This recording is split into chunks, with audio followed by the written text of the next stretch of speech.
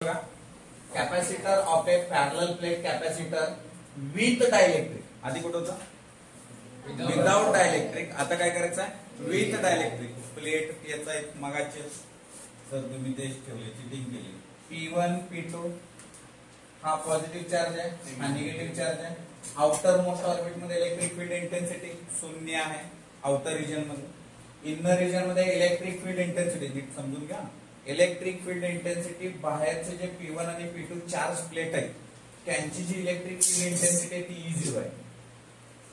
Sigma plus इथं sigma minus.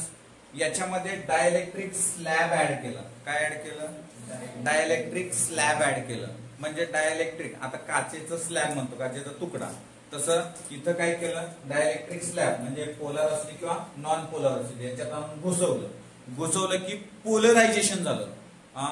काय झालं? पोलरायझेशन झालं.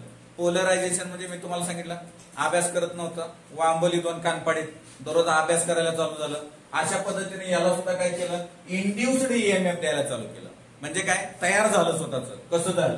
याला आतमध्ये ठेवलं, इलेक्ट्रिक फील्ड इंटेन्सिटी दिली, त्याच्यामध्ये त्या डायपोलचं काय झालं? मुवमेंट झालं. ओके, सो त्याचं जे मुवमेंट झालं त्याच्यानंतर आपल्याला हे काय झालं रे बाबांनो? याच्यामध्ये इंड्युस्ड इलेक्ट्रिक फील्ड इंटेन्सिटी तयार झाली, त्याला ते ईपी म्हणलं. त्याचे जे चार्जेस आहेत इकडं आलं प्लस सिग्मा, इकडं आलं मायनस सिग्मा. जिथं मायनस डिपॉझिट होतं तिथं प्लस आलं, जिथं प्लस डिपॉझिट होतं तिकडं मायनस आलं. कारण प्लस मायनसच अट्रॅक्शन असू शकतं. प्लस प्लस नाही, मायनस मायनस नाही, नाहीतर कुछ तो काला है दाल में. आता इथं जर बघितलं आपण तर इथं बघा P1 P2 काय? पॅरलल प्लेट आहे. ई काय? इलेक्ट्रिक फील्ड आहे. डी काय? Distance between the two plate आहे. टी काय आहे? त्या स्लॅबचं थिकनेस आहे. फक्त टी इथं वेगळं वापरलंय. इथं टी टाइम नाही आहे, तर काय आहे?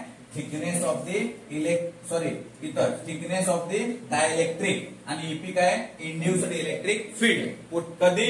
डायइलेक्ट्रिक इन्सर्ट केलं. कुठं? डायइलेक्ट्रिकच्या आतमध्ये. एवढं पक्का? तर आता डायइलेक्ट्रिक आता इनर रिजन मध्ये आपल्याला हे सगळं मी E0 धरतो. So E0 is equal to sigma 0 upon epsilon 0. Sigma 0 जे आहे ते आपल्याला Q0 upon A. So that is किंवा Q upon A. So E0 is equal to Q upon A epsilon 0. हे आपण ऑलरेडी बघितलेलं आहे. आता एक स्टेप पुढे काय जायचं आहे? आपल्याला इलेक्ट्रिक फील्ड इंटेन्सिटी कोणाची बघायची आहे? डायइलेक्ट्रिक स्लॅबची. Electric field on dielectric slab. Okay, so त्या डायइलेक्ट्रिक स्लॅबचं जर बघायचं झालं तर मग मला त्याच्यासाठी इथं काय आहे? त्याची जी डायइलेक्ट्रिक इलेक्ट्रिक फील्ड इंटेन्सिटी ती काय आहे? ईपी आहे. ते काय आहे? ईपी आहे आपल्याला. तर ईपी काढायचं झालं तर मला सिग्मा पी अपॉन एप्सिलॉन 0. म्हणजे सिग्मा पी काय असणार आहे? सिग्मा पी इथं लिहितो मी. सिग्मा पी बरोबर QP अपॉन A. मग मला आलं ईपी बरोबर काय आलं रे? QP upon A epsilon 0. काय आलं? A epsilon 0. He electric field intensity कुठली आली? मी आता सांगितलं. 2 पॅरलल प्लेट मध्ये डायइलेक्ट्रिक स्लॅब इन्सर्ट केला. मग इलेक्ट्रिक फील्ड इंटेन्सिटी मुळे याच्यामध्ये पोलरायझेशन झालं. पोलरायझेशन म्हणजे डायपोल मोमेंट काही नव्हतं, त्याला डायपोल मोमेंट आलं. त्या डायपोल मोमेंट मुळे याच्यामध्ये पॉझिटिव्हचे एका साईडला, निगेटिव्हचे एका साईडला रिअरेंज झालं. रिअरेंज होत असताना आधी जिथं निगेटिव्ह होतं त्याच्या साईडला पॉझिटिव्ह अट्रॅक्ट केलं, आधी जिथं पॉझिटिव्ह होतं त्याच्या साईडला निगेटिव्ह अट्रॅक्ट केलं. म्हणजे इलेक्ट्रिक फील्ड इंटेन्सिटीच्या अपोजिट मध्ये इंड्युस्ड म्हणजे त्यांनी तयार केलं induced EMF, electric field intensity. ती जी ईपी आहे ती कुणाची तयार झाली? डायइलेक्ट्रिकची तयार झाली. एवढं तुम्हाला समजलंय का? बघा, या डायइलेक्ट्रिकची तयार झाल्यानंतर पण आपल्याला पाहिजे काय? नेट इलेक्ट्रिक फील्ड पाहिजे. नेट काय पाहिजे? नेट इंटरनेट नव्हतं, net electric field. So net electric field आपल्याला जर काढायची झालं तर ती E equal to E0 minus EP. Total किती आहे? E0. याच्यातनं याला मायनस करायला पाहिजे म्हणजे E equal to E0 minus EP. But आपल्याला माहित आहे K equal to K is the dielectric constant, हे असतं E0 upon E0 minus EP असतं. याला मी इथं नेलं, याला इथं आणलं तर E0 मायनस EP बरोबर E0 अपॉन के. हे बघा E0 EP म्हणजेच काय E. सो म्हणून मी इथं असं लिहू का बघा E equal to E0 upon K, म्हणजे E इक्वल टू E0 ची व्हॅल्यू किती आहे रे बाबांना आपल्याकडं? E0 ची value Q upon A epsilon 0 into K. पण मी के ला दोघांच्या मध्ये बसवतो का? वाचायला छान वाटते. किती छान वाटते बघा. E equal to Q upon A K epsilon 0. Epsilon 0 के नाही, बरोबर नाही वाटत. ओके, म्हणून A K एप्सिलॉन 0 म्हणून दोघांच्या मध्ये बसवलं आपण. ओके, इथं काय मिळालं आपल्याला? Electric field intensity. ही कोणाची झाली? ही नेट मिळाली, दोघांच्या मिळून मिळाली. म्हणजे रिड्युस्ड असा शब्द आपण रिड्युसर बघितलं होतं पोलरायझेशनच्या नंतर. आता इथं जर बघायचं झालं बाबांना आपल्याला काय पाहिजे? Let V be the PD between कुणाच्या? पीडी बिटवीन ह्या दोन पॅरलल प्लेटच्या. तर तिथलं व्ही काढायचं आहे. तर व्ही बरोबर इथं जे येणार आहे ते E0 डी मायनस टी. बाबांनो याला मायनस करावं लागेल.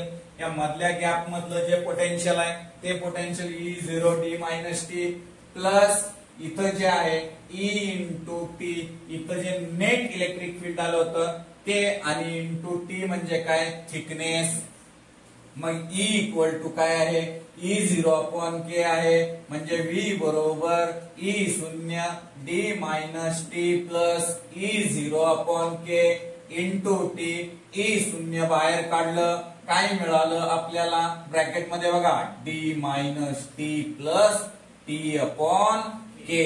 हे मिळालं काय आपल्याला? V ची व्हॅल्यू मिळाली. काय मिळाली? V ची व्हॅल्यू. तिकडे सुद्धा आपण V ची व्हॅल्यू काढली होती. आता या ठिकाणी जर बघितलं बाबांनो, नाव वी नो कॅपॅसिटन्सची व्हॅल्यू काय? C बरोबर Q अपॉन V. मग मी त्या ठिकाणी व्हॅल्यू पुटअप करतो. काय पुटअप केली बघा? C equal to Q upon V ची व्हॅल्यू आहे.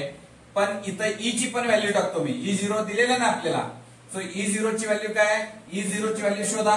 Q upon A epsilon 0. मग इथं टाकतो ना मी Q upon A epsilon 0 into D minus T plus T upon K. Q डिस्क्या. सो C बरोबर हे वर गेलं A epsilon 0 upon D minus T plus T upon K. बाबांनो याच्यामध्ये A म्हणजे काय? एरिया. A म्हणजे काय आहे?